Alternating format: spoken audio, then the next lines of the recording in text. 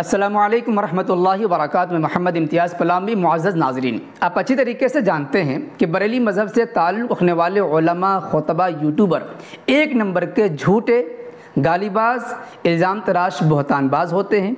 इन्हीं गंदे कामों की वजह से बरेली मज़हब चल रहा है।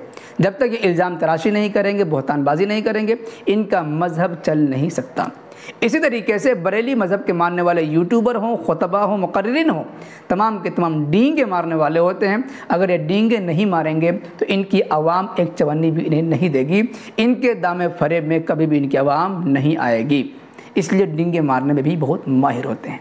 आप देखें, ये शख्स कादरी एजेंसी का यूट्यूबर है, असरार कादरी।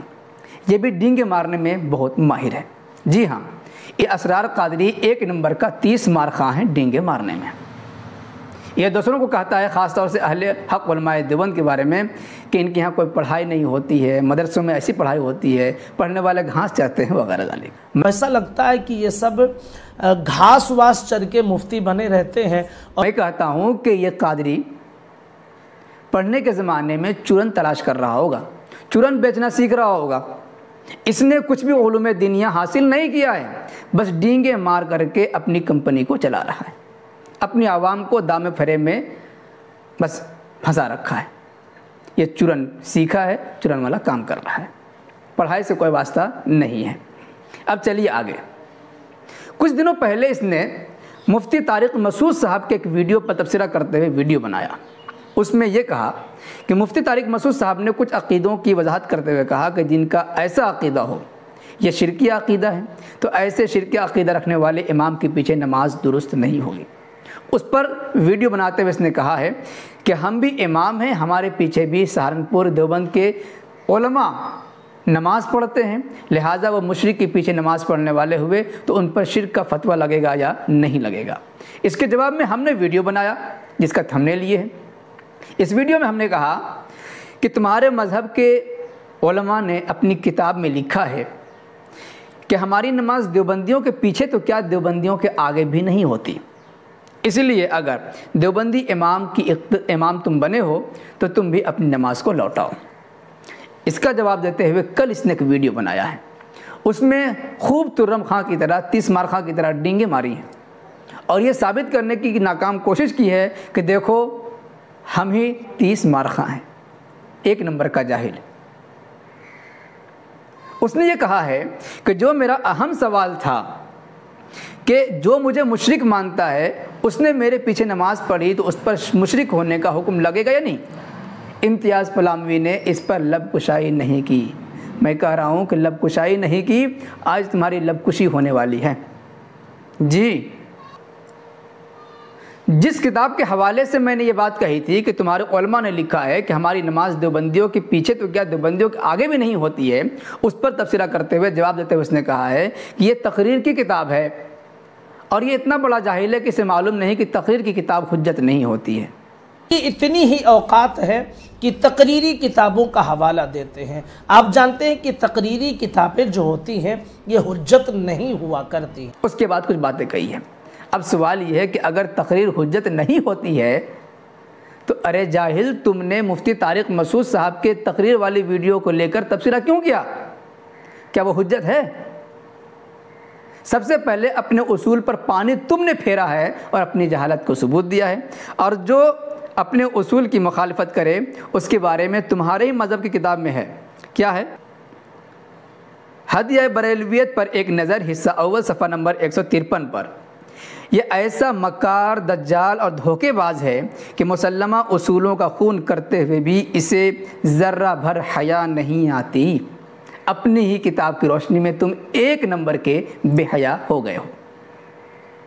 चलिए अगली बात, जो बार बार कहते हो कि जो मेरा असल सवाल था कि मेरे पीछे नमाज पढ़ने वाले मुशरिक हुए नहीं, उस पर लबकुशाई नहीं की, तो उसका जवाब ये है कि देखो, हमारे दारुल उलूम देवबंद का एक फ़तवा है, उसी फतवे से उसकी वजाहत हो जाएगी। फतवा समाअत फरमाएं। सवाल, क्या कट्टर बरेलवी के पीछे नमाज हो जाती है? जवाब, नेक साले सहीहुल अक़ीदा शख्स की इक़्तिदा में नमाज पढ़ने की कोशिश करनी चाहिए, जिसकी क़िरात भी सही हो और नमाज व इमामत के मसाइल से वाक़िफ़ियत रखता हो। इत्तिफ़ाक़न किसी मजबूरी की वजह से بریلوی کے پیچھے نماز پڑھنے کا موقع آ جائے تو تنہا پڑھنے سے اس کی اقتداء میں پڑھ لینا چاہیے، بشرطے کہ بریلوی امام کا عقیدہ شرکیہ نہ ہو۔ شرکیہ عقیدہ نہ ہو تو مجبوری میں ایسے بریلوی کے پیچھے نماز پڑھ لینی چاہیے۔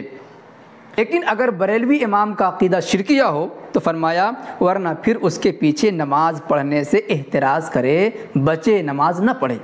لیکن اگر کسی ایسی جگہ پر ہے کہ مجبوراً پڑھ لی تو کہہ رہے ہیں کہ اگر مجبوراً پڑھ لے تو بعد میں دہرا لے کیونکہ نماز نہیں ہوئی۔ یہ تو ہمارا ہے فتویٰ دارالعلوم دیوبند کا۔ اب پہلے یہ بتاؤ کہ تمہارے پیچھے جتنے دیوبندیوں نے نماز پڑھی، کیا ان دیوبندیوں کو معلوم تھا کہ تم مشرک ہو؟ تمہارا مشرک ہونا انہیں کیسے معلوم ہوا؟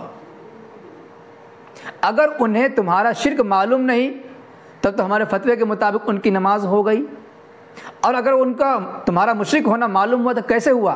کیا تم نے اپنے شرک کا اقرار کر لیا ہے؟ کیا تم نے اپنے شرک کی وضاحت کر دی ہے؟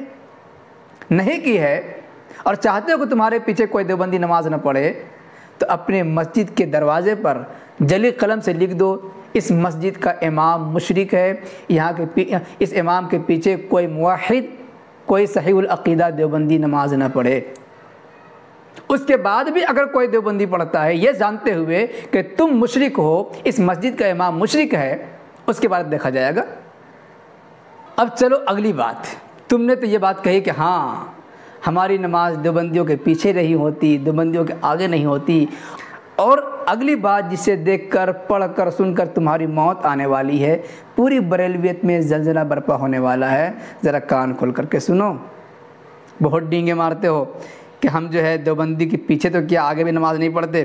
یہ دیکھو تمہاری کتاب ہے اہل سنت میں اختلاف و تفریق کے المناک واقعات، اس کتاب کا مصنف فقیر محمود احمد رفاقتی اشرفی قادری۔ اس کتاب کے صفحہ نمبر 125 میں ایک بات لکھی ہے، ذرا دھیان سے سنیں۔ حضرت ملک العلماء فاضل بہار، یہ کون ملک العلماء ہیں؟ وہی جنہوں نے بریلی مذہب کے اعلیٰ حضرت کی سوانح عمری لکھی ہے، بہت معتبر کتاب بریلی میں مانی جاتی ہے۔ پٹنہ کے مشہور جامعہ شمس الہدیٰ میں شیخ الحدیث تھے۔ اسی جامعہ میں رشید احمد گنگوہی کا شاگرد، مولانا رشید احمد گنگوہی رحمۃ اللہ علیہ کا شاگرد، مرید و خلیفہ اور دارالعلوم دیوبند کا صدر مفتی مولوی سہول عثمانی پرنسپل تھا۔ جامعہ کی مسجد نوری میں وہی امامت کرتا تھا۔ ظہر کی نماز حضرت ملک العلماء اسی کی اقتداء میں ادا کرتے تھے، ایک دو مرتبہ نہیں، ادا کرتے تھے، مستقل کرتے تھے۔ اب بتاؤ تمہارے ملک العلماء دیوبندی کے پیچھے مستقل طور پر نماز پڑھ رہے ہیں، دہرائے یا نہیں دہرائے یہ سوال نہیں ہے، سوال یہ ہے کہ دیوبندی امام کے پیچھے مستقل ظہر کی نماز پڑھا کرتے تھے، اور ایسا دیوبندی کیسا؟ مولانا رشید احمد گنگوہی رحمۃ اللہ علیہ کے شاگرد، مرید، خلیفہ، دارالعلوم دیوبند کا صدر مفتی، اس کے پیچھے تمہارا شیخ الحدیث روزانہ ظہر کی نماز پڑھ رہا ہے۔ اس ظہر کے نماز پڑھنے کی وجہ سے تمہارے شیخ الحدیث کا جنازہ نکلا کہ نہیں نکلا؟ اس کا ایمان بچا کہ نہیں بچا؟ اس بارے میں تمہارا کیا فتویٰ ہے؟ ذرا لگا کر دکھاؤ، دیکھتے ہیں کون منہ چھپا کر رفو چکر ہوتا ہے۔ اور اسی پر بس نہیں، ابھی رکو، کہاں بھاگ رہے ہو؟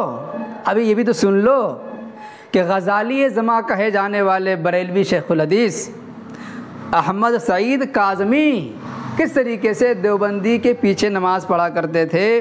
یہ دیکھیں، کتاب کا نام ہے پیام، ماہنامہ پیام، اسلام آباد، صفحہ نمبر 35 میں، یہ نومبر 2010، مولانا احمد سعید کاظمی رحمۃ اللہ علیہ صاحب نے مشہور دیوبندی عالم دین حضرت مولانا قاضی احسان احمد شجاع آبادی مجلس ختم نبوت پاکستان کی نماز جنازہ میں شرکت کی اور دیوبندی امام کی اقتداء میں نماز ادا کی۔